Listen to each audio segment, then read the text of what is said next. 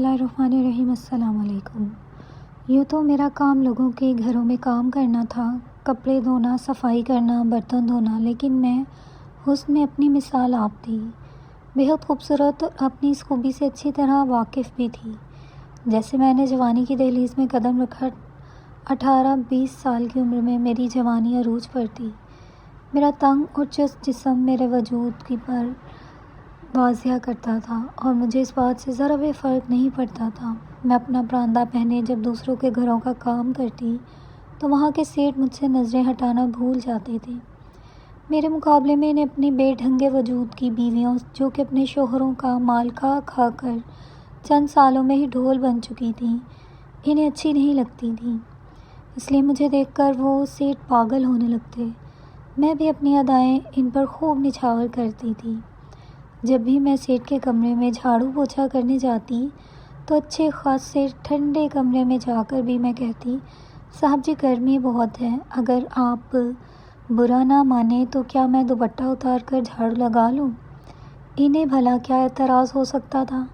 ان کی تو شاید دلی تمنا پوری ہوتی تھی۔ کہتے ہیں ہاں ہاں شانو، اتنی گرمی میں کیا ضرورت ہے خود کو ہوا اڑا دینے کی؟ ہاں ہاں اتار کر پھینک دو۔ میں دوپٹہ اتار کر ایک طرف رکھ دیتی اور اسی کی نظریں میرے وجود پر بڑی بے باکی سے سفر کرتی۔ میں ساتھ ساتھ جھاڑو لگاتے ہوئے اپنی غربت کے رونے بھی رونے لگتی۔ ہم غریبوں کا کوئی حال نہیں ہے، غربت نے کمر توڑ کر رکھ دی ہے۔ آج بھی گھر میں سوکھی روٹی ہی پانی جیسی چائے کے ساتھ ڈبو ڈبو کر کھا کر آئی ہوں۔ یہ سن کر مالک کی جیب سے فوراً سے 1000 کا نوٹ نکلتا تھا۔ جیسے ہی میں کمرے سے باہر جانے لگتی تو کہتے، شانو ادھر آ۔ میں فوراً سے مالک کے پاس آ جاتی۔ وہ مجھے کہتے، اپنا ہاتھ مجھے دو، تو میں کہتی، صاحب جی کیا مطلب؟ میں جانتی تھی کہ وہ میرا ہاتھ چومنا چاہتے ہیں، لیکن خرابی تو دکھانا تھی، یہ بھی تو بتانا تھا کہ میں شریف ہوں۔ کہتے ہیں ہاتھ تو دو۔ میں ڈرامائی طور پر ڈرتے ڈرتے اپنا ہاتھ ان کے ہاتھ میں رکھ دیتی، 1000 کا نوٹ میرے ہاتھ میں رکھتے اور ساتھ میں میرا ہاتھ بھی دبا دیتے۔ میں بھی مسکرا کر انہیں جواب دے دیتی۔ کہتے، کچھ اچھا سا مانگا آ کر کھا لینا، اپنی اماں کو نہ پکڑا دینا۔ میں نے کہا، جیسے آپ کی مرضی صاحب جی، اللہ آپ کا بھلا کرے، آپ کو بہت دے، آپ جیسے سیٹھ ہو تو ہم غریب لوگوں کا بھلا ہی ہوتا رہتا ہے۔ کہنے لگے، کبھی کبھی سیٹھ کا بھلا کرنے کے بارے میں بھی سوچ لیا کرو۔ میں ایسی باتوں کو نظر انداز کر دیتی تھی۔ میرا مقصد اپنی عزت کو گنوانا نہیں تھا اور 1000 کا نوٹ جیب میں، بس یہی چاہتی تھی۔ لیکن ایک بار میں بہت بری پھنسی تھی۔ اس نے مجھے ایسا جال میں پھنسایا تھا کہ میرے پاس بچنے کا کوئی راستہ نہیں چھوڑا تھا۔ اور اس کے بعد پوری رات، یہ ان دنوں کی بات ہے جب میری ماں بیمار ہو گئی تھی اور سارے گھر کی ذمہ داری مجھ پر آ گئی تھی۔ اب تو صحت کے 1000-2000 میں میرا گزارا نہیں مشکل ہو گیا تھا، کیونکہ پہلے اماں بھی ساتھ ہوتی تھی، چند بنگلوں میں کام کرتی تھی، اچھا خاصا گزر بسر ہو رہا تھا۔ لیکن اماں کی بیماری نے تو جیسے سارا کام میرے کندھوں پر ڈال دیا، اس لیے مجھے 1-2 کام چھوڑنے پڑے۔ اماں نے کہا تھا کہ جس کا مرضی کام چھوڑ دو، یا بس زیر جمال کا کام نہ چھوڑنا۔ وہ بڑا رحم دل انسان ہے۔ میں آج تک کبھی سیٹھ جمال کے گھر نہیں گئی تھی، اماں ہی اس کے گھر کا کام کرتی تھی۔ میں جب اس کے گھر گئی تو 50 دن کے لگ بھگ عمر کا شخص تھا، کن پٹیوں کے بال سفید تھے، باقی کلین شیو تھا، اپنے آپ کو فٹ فاٹ بھی رکھا ہوا تھا، روزانہ صبح صبح جوگنگ پر بھی جاتا تھا۔ جب بھی جوگنگ پر جاتا تھا تو کہتا، میرے لیے اورنج جوس بنا کر رکھنا۔ جب آتا تو میں اس کو جوس اور ناشتہ ٹیبل پر سجا دیتی۔ وہ ناشتہ کرتا اور اس کے بعد میں گھر کے کاموں میں مصروف ہو جاتی۔ وہ سیٹھ کہیں بھی کام پر نہیں جاتا تھا، کہتا تھا کہ اس کے دونوں بیٹے بیرون ملک ہیں اور وہاں سے اسے اچھا خاصا پیسہ بھیجتے ہیں، اسے کمانے کی کوئی بھی ضرورت نہیں ہے۔ بہرحال اس کی بیوی تھی نہیں، بس ملازمین ہی گھر پر ہوتے تھے۔ پہلی بار جب کام کرتے کرتے میں نے اپنا دوپٹہ اتار کر سائڈ پر رکھا تو وہ کچھ اچنبھے میں آیا تھا، یوں کہیے کہ پہلی بار اس نے مجھے غور سے دیکھا تھا۔ کہنے لگا، تو سکینہ مائی کی ہی بیٹی ہے؟ میں نے انہیں کہا، کیوں کیا ہوا؟ کہنے لگا، کچھ نہیں، ایک بار وہ ناشتہ کر رہا تھا جب جھاڑو پونچھا لگاتے ہوئے اس کی کرسی کے نیچے مجھے 500 کا نوٹ گرا ہوا ملا وہ اپنے ناشتے میں مصروف تھا۔ میں نے ایک نظر اسے دیکھا، لیکن شاید اسے خبر نہیں تھی کہ 500 کا نوٹ گرا ہوا ہے۔ میں نے جلدی سے 500 کا نوٹ پکڑا اور اپنی مٹھی میں دبا لیا۔ جلدی سے پوچھا لگایا اور کچن میں آ گئی۔ وہاں کر میں نے 500 کا نوٹ اپنے دوپٹے کے کونے سے باندھ لیا، اور اس کے بعد اکثر ایسا ہوتا تھا جب بھی میں سیٹھ کے کمرے میں صفائی کرنے جاتی، مجھے قالین پر کبھی 500 کبھی 1000 کا نوٹ نظر آ جاتا۔ شاید بہت پیسہ تھا اس کے پاس جو اسے پتہ ہی نہیں تھا کہ کہاں کہاں گرا ہوتا ہے۔ میں پیسے اٹھا کر اپنی مٹھی میں دباتی اور پھر دوپٹے سے باندھ لیتی۔ میں حیران تھی کہ سیٹھ نے تو کبھی ان پیسوں کے بارے میں بات تک نہیں کی، کبھی نہیں پوچھا تھا میرے کمرے سے تمہیں کوئی پیسے تو نہیں ملے۔ اب تو میرا لالچ بڑھنے لگا تھا۔ میری بغیر محنت کے 500 کبھی 1000 مل جاتا۔ سیٹھ کبھی کبھی اپنے اوپر کے پورشن کی بھی صفائی کرواتا تھا۔ میں صفائی کرنے کے لیے جانے لگی تو وہ کہنے لگا بات سنو۔ میں نے کہا جی صاحب جی۔ کہنے لگا اوپر بھی کمرہ ہے، اس کی صفائی کے لیے میرے کمرے میں مت جانا۔ میں نے کہا کیوں صاحب جی؟ کہنے لگا میری بیوی کا کمرہ ہے۔ میں نے کہا لیکن وہ تو انتقال کر چکی ہیں۔ کہنے لگا ہاں لیکن سارا سامان اس کا ایسے ہی بکھرا ہوا ہے۔ میں نے اس کمرے کی کوئی بھی چیز ادھر سے ادھر نہیں کی۔ جب بیوی یاد آتی ہے تو اس کے کمرے میں چلا جاتا ہوں۔ میں نے کہا صاحب جی لگتا ہے آپ کو اپنی بیوی سے بڑی محبت تھی۔ کہنے لگا بے تحاشا محبت تھی، بلکہ ابھی بھی کرتا ہوں۔ اس نے اس کو دیے وہ سارے سونے ہیروں کے زیورات اس کے کمرے میں جا کر دیکھتا ہوں، یاد تازہ ہو جاتی ہے۔ اس کے کپڑے دیکھتا ہوں تو لگتا ہے کہ وہ میرے سامنے اس کمرے میں موجود ہے۔ اس نے مجھے کسی اور کے اس کمرے میں داخل اندازی پسند نہیں ہے۔ یہ سن کر میرے اندر کا لالچ مجھے بے چین سا کر گیا تھا۔ سونے اور ہیرے کے زیورات کا سن کر تو میری آنکھیں پھٹی کی پھٹی رہ گئی تھی۔ پھر وہ سیٹھ جس عمر میں تھا اسے پیسوں تک کی ہوش نہیں ہوتی تھی، بھلا زیورات کی ہوش کہاں سے ہوگی؟ اس لیے میں نے سوچا کیا حرج ہے کبھی میں اس کے کمرے میں جاؤں اور چھوٹی موٹی سونے کی کوئی چیز اٹھا لوں۔ سونے کی قیمت ویسے بھی دن بہ دن بڑھتی جا رہی تھی، اور ہماری کہاں یہ اوقات تھی کہ ہم سونا خرید سکتے۔ میں جب بھی اوپر کے پورشن میں صفائی کرنے جاتی اکثر وہ سیٹھ میرے ساتھ ہی اوپر جاتا تھا۔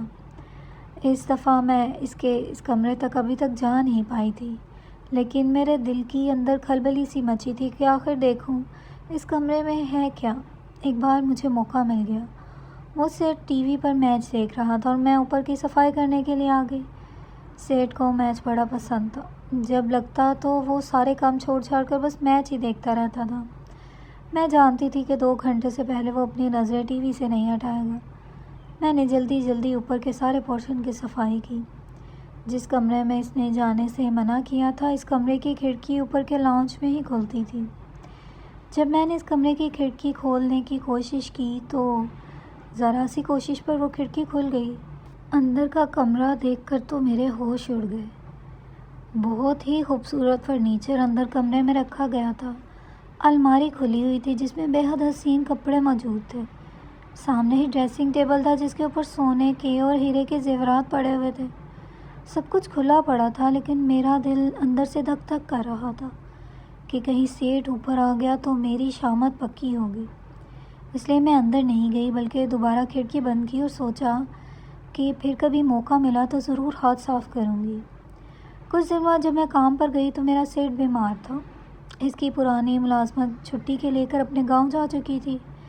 مجھ سے کہنے لگا اگر تمہیں زحمت نہ ہو تو تم 1 مہینے کے لیے میرے گھر پر دن رات رہ لو۔ میری ملازمہ کوارٹر کے بجائے گیسٹ روم میں رہتی تھی اور وہاں تمہیں ساری سہولیات ملیں گی، یہاں تک کہ اے سی بھی لگا ہوا ہے، تمہیں کبھی بھی کوئی پریشانی نہیں ہوگی، اور میں تمہیں تنخواہ بھی 3 گنا زیادہ دوں گا۔ یہ سن کر تو میری آنکھیں حیرت سے کھلی کی کھلی رہ گئیں۔ کہنے لگا کہ باقی کے سارے کام تمہیں چھوڑنے پڑیں گے، اور اس کام کے جتنے پیسے بنتے ہیں وہ میں تمہیں الگ سے دوں گا۔ میں تو سیٹھ کی اس مہربانی پر جتنا خوش ہوتی اتنا ہی کم تھا۔ مجھے اور کیا چاہیے تھا؟ جہاں میں 4 گھروں کا کام کر کے تھک کر نڈال ہو جاتی تھی، وہاں مجھے بس ایک گھر کا کام کرنا پڑتا۔ پھر رات کو مزے سے اے سی میں سوتی، لیکن میں نہیں جانتی تھی کہ میں خود کو کس دلدل میں پھنسانے جا رہی ہوں۔ بہرحال میں نے اماں سے جب بات کی تو اماں تھوڑا سا چپ ہو گئیں۔ میں نے کہا اماں اس بات پر کیا اعتراض ہے؟ ایک تو کام کم کرنا پڑے گا، دوسرا سیٹھ کی ملازمہ بس 1 مہینے کے لیے گئی ہے اور اس 1 مہینے میں وہ ہمیں اچھی خاصے پیسے دے رہا ہے۔ اماں کہنے لگی پھر پرانے کام تو چھوٹ جائیں گے۔ میں نے کہا نہیں چھوٹتے، میں کہہ دوں گی کہ 1 مہینے کی چھٹی چاہیے۔ تم فکر نہ کرو، کام لینا میرے لیے کوئی مشکل کام تھوڑی ہے، مجھے کام مل جاتا ہے۔ اماں کہنے لگی پھر بھی کسی کے گھر رات کے لیے تمہیں چھوڑنا مجھے مناسب نہیں لگ رہا۔ میں نے اپنی اماں کو جیسے تیسے راضی کر لیا تھا، پھر میرے اندر یہ بھی تجسس ٹھاٹھے مار رہا تھا کہ آخر میں اس کمرے میں جا کر چھوٹی موٹی چوری بھی کر لوں گی۔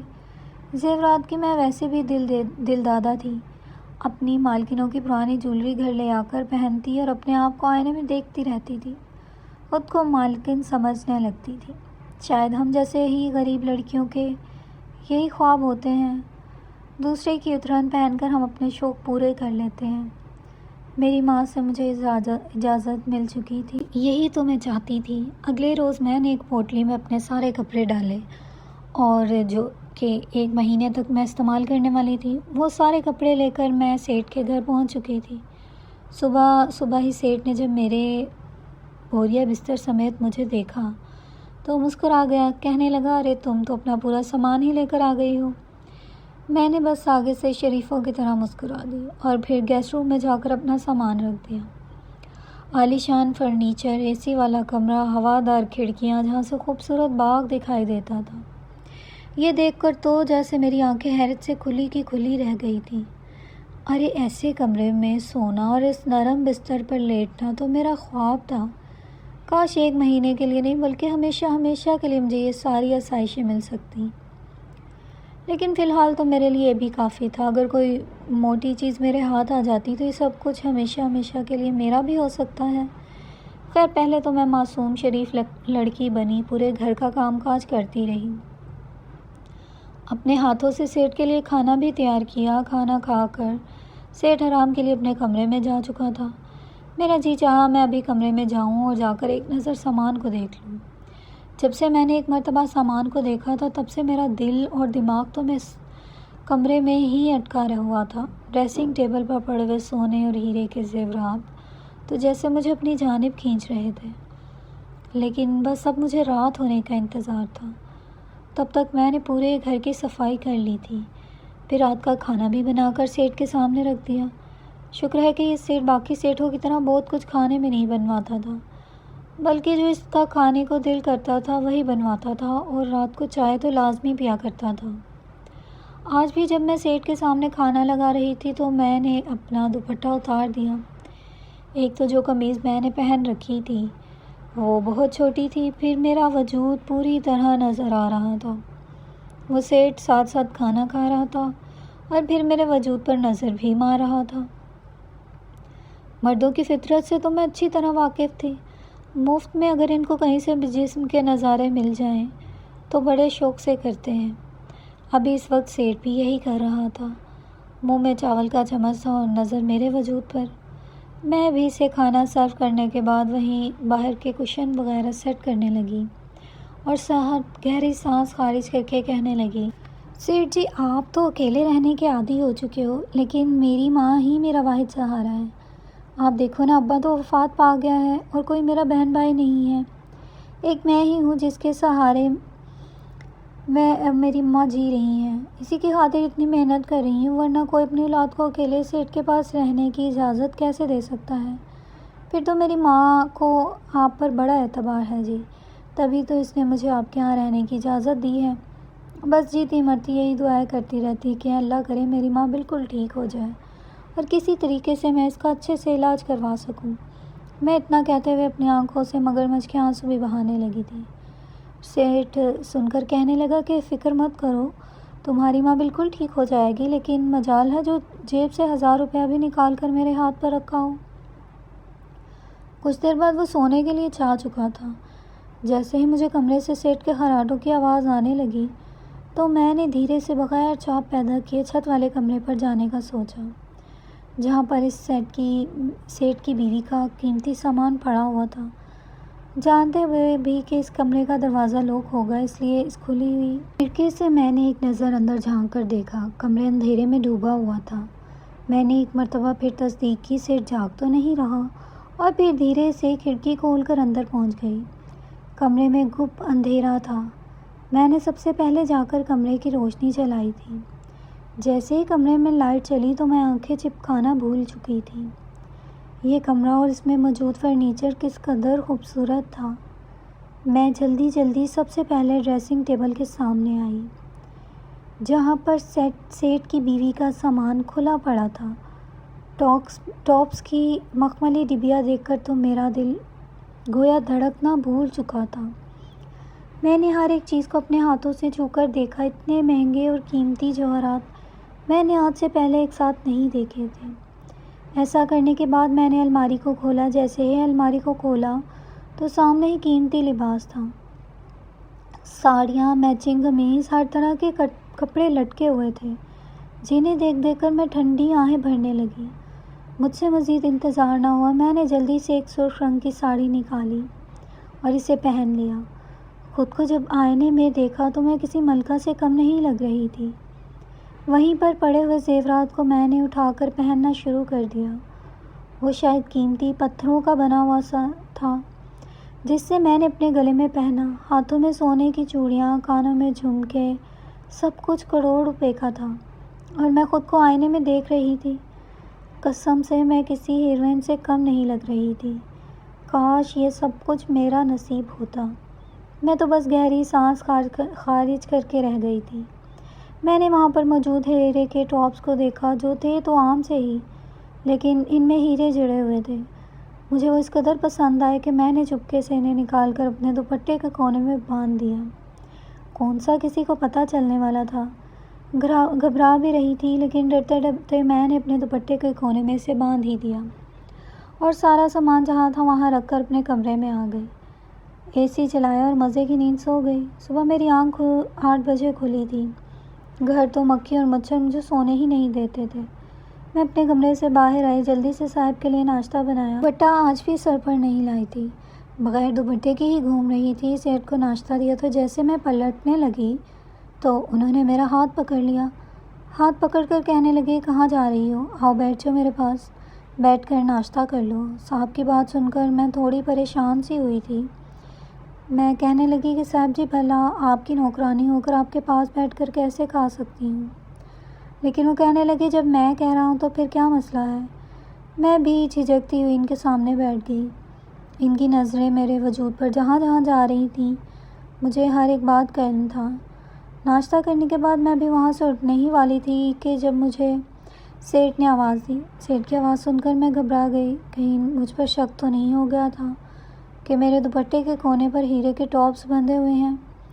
میں نے پلٹ کر سیٹ کی جانب دیکھا تو اسے کہنے لگا کہ یہ لو 5,000 روپے، جاؤ آج گھر کا چکر لگاؤ اور اپنی ماں کے لیے کچھ پھل گوشت بھی لے کر جانا۔ 5,000 دے کر تو میں خوش ہو چکی تھی۔